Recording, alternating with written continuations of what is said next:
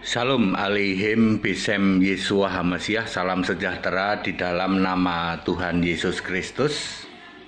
Saya Pendeta Henry Tandianta MPS, penyembah Yesus Kristus satu-satunya Allah, Kristen sejati, memuliakan Allah dalam nama Kristus itu.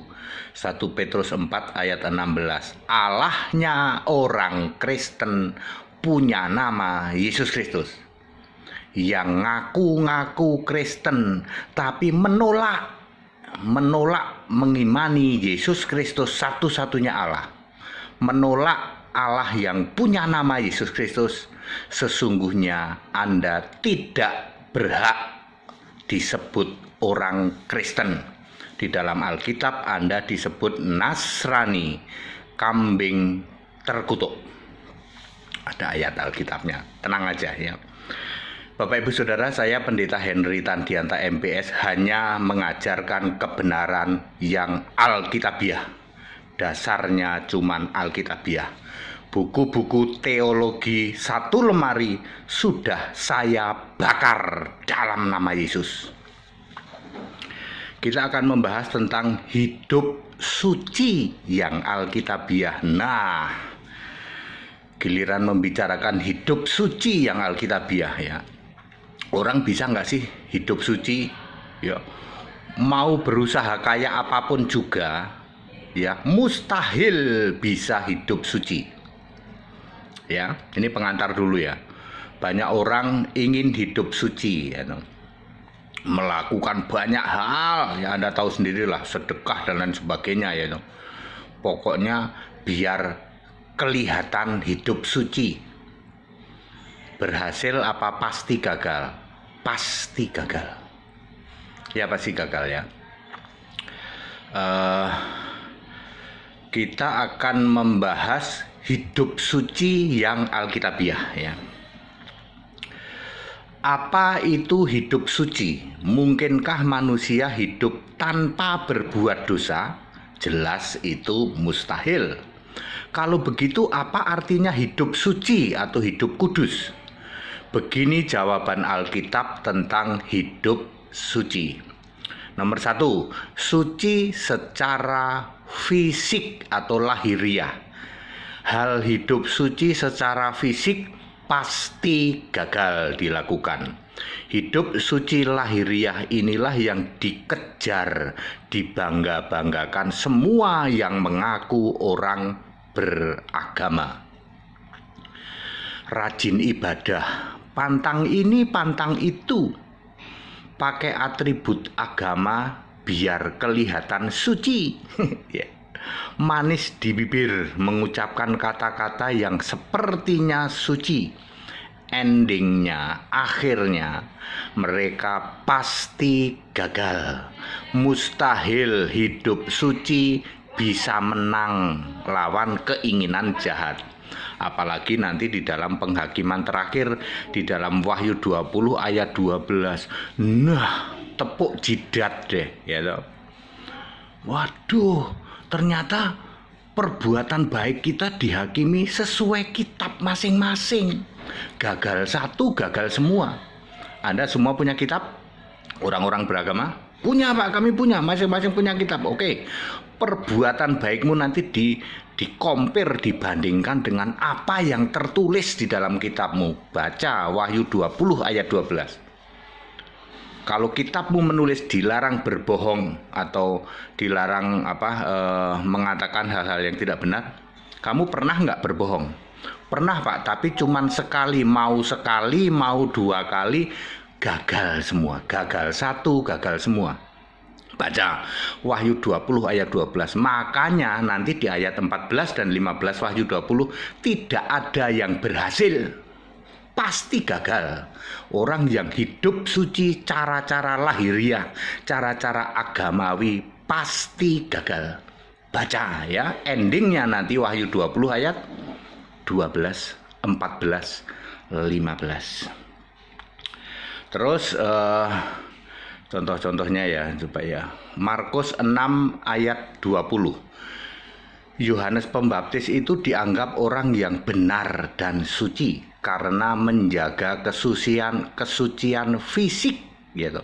Hidupnya di padang gurun, makannya madu dan belalang hutan gitu. Tapi akhirnya gagal juga sebab Yohanes justru ragu-ragu pada Yesus. Matius 11 ayat 3. Bahkan cara matinya harus dipenggal kepalanya karena ngurusin poligami pembesar ya loh ya. Pembesar poligami disinggung-singgung ya loh. Justru nih Yohanes ini menyimpang dari misi semula mempersiapkan umat yang layak untuk Yesus. Roma 14 ayat 20. Segala sesuatu makanan itu adalah suci dan halal ya. Tapi gara-gara makanan orang lain tersandung. Matius 6 ayat 5. Pamer ibadah, pamer kesalehan di jalan-jalan. Waduh, gitu. Supaya kelihatan suci. Sesungguhnya mereka sudah mendapat upahnya, yaitu pujian dari manusia. Apa yang saya katakan ini ada ayat Alkitabnya semua. Jadi Alkitab itu menulis orang-orang yang suka pamer di jalan-jalan, pamer ya toh, pamer ibadah gitu ya. Iya, ini tertulis loh, tertulis di dalam Matius 6 ayat 5. Orang Yahudi itu orang Yahudi itu orang Yahudi itu paling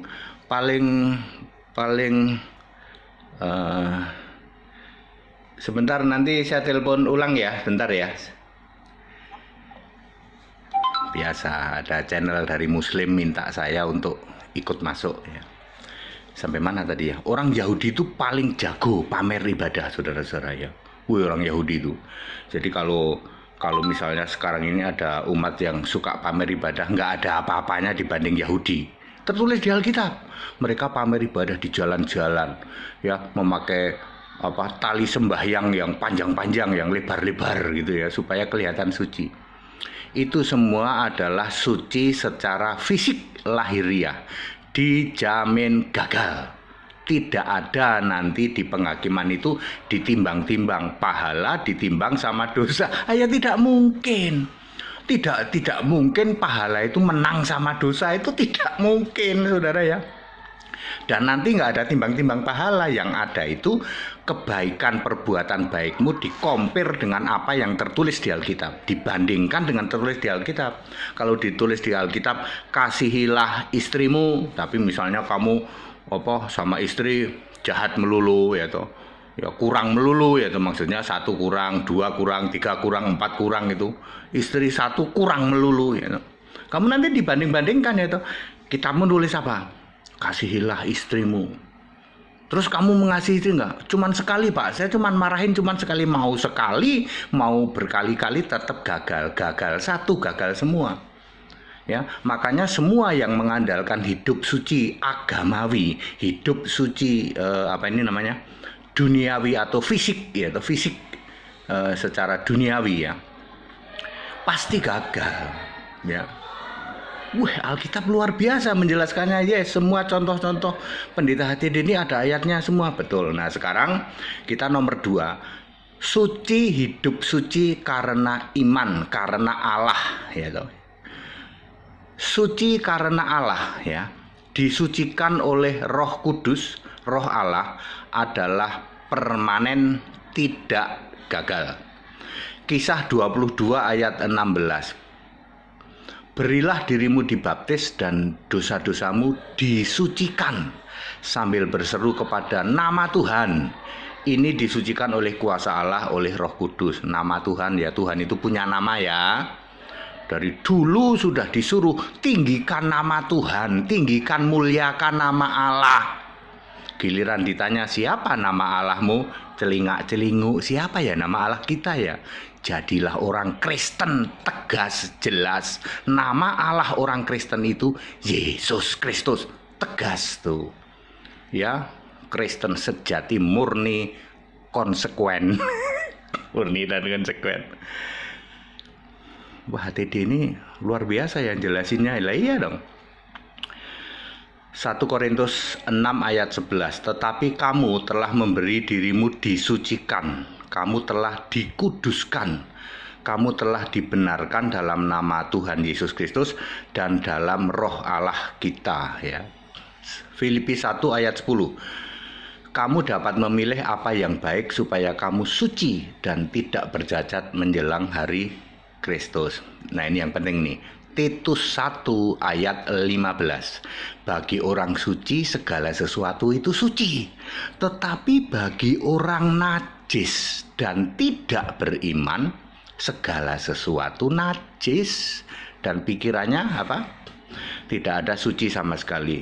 Suci itu berlawanan dengan najis dan tidak beriman.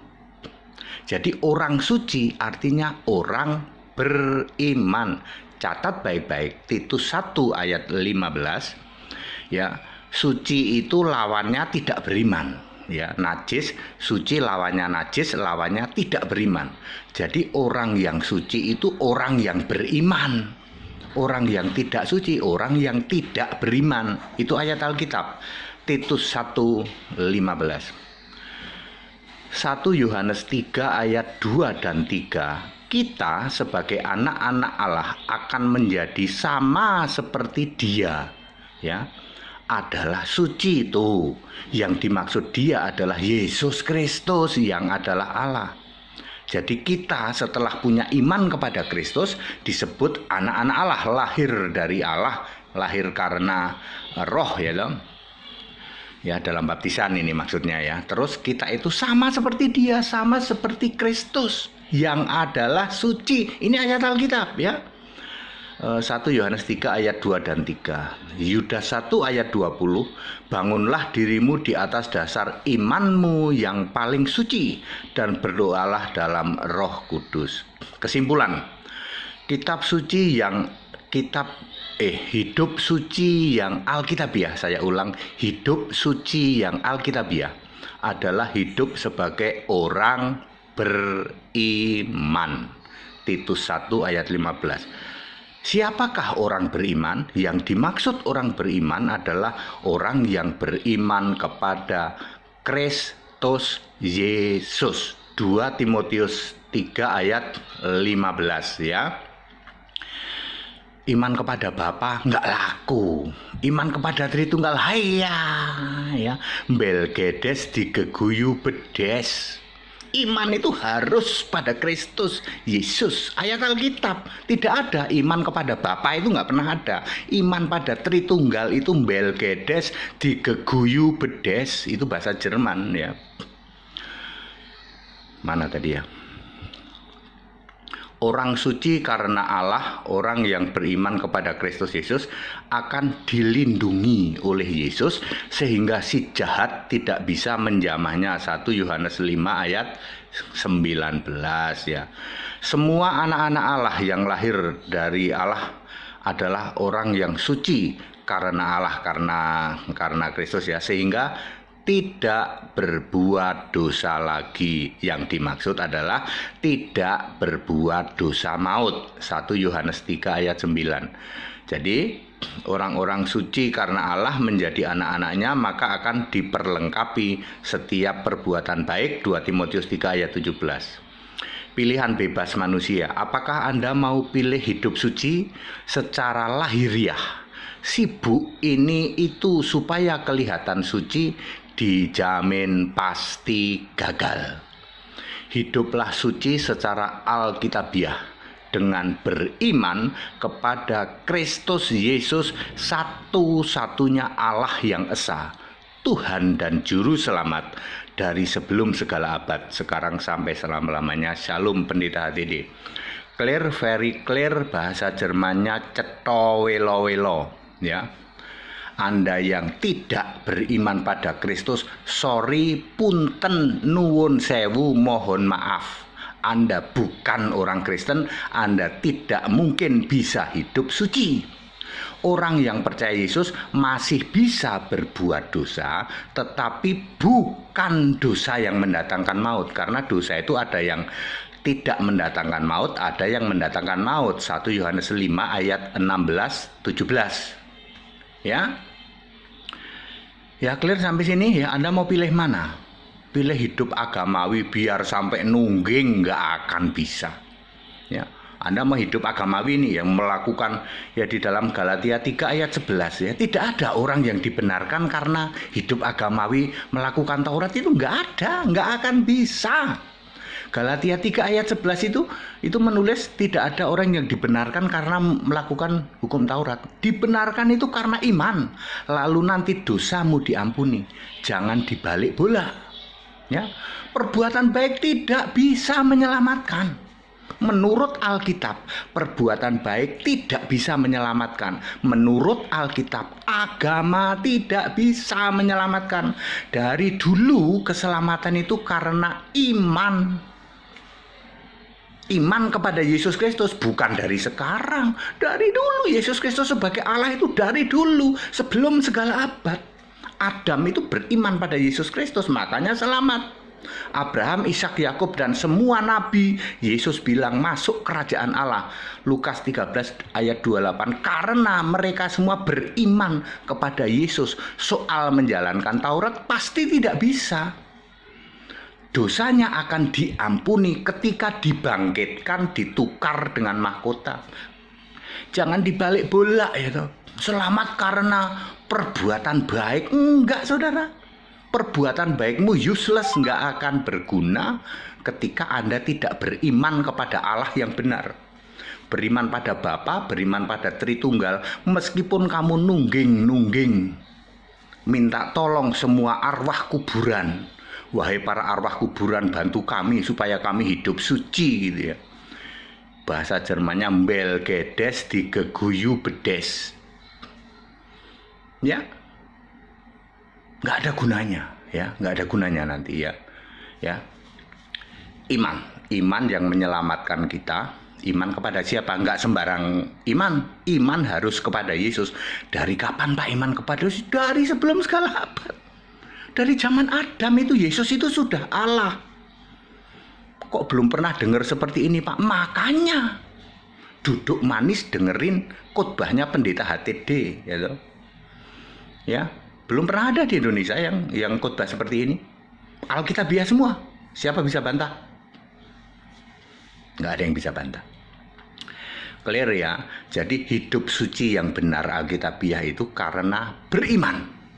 Bukan lahiriah, mau hidup secara agamawi, menjalankan ritual apa itu Taurat. Oh Yahudi itu paling jago, itu paling jago dulu ya menjalankan Taurat 613 perintah dan ketentuannya itu ya, belum yang lain. Ya, mereka selamat bukan karena menjalankan Taurat, tapi karena iman. Ya, clear ya. Segala hormat, kemuliaan untuk Yesus Kristus, satu-satunya Allah yang benar. Kita Indonesia, kita Pancasila, toleransi harus, keberagaman wajib disyukuri. Ayo ikut sekolah Alkitab biar pintar di atas rata-rata ya. Baptis setiap hari Minggu di Cibubur, Jakarta. Tanggal 5 dan 6 September saya ada di Yogyakarta. Ayo siapa yang mau ikut baptis, hubungi nomor-nomor yang ada. Haleluya, amin.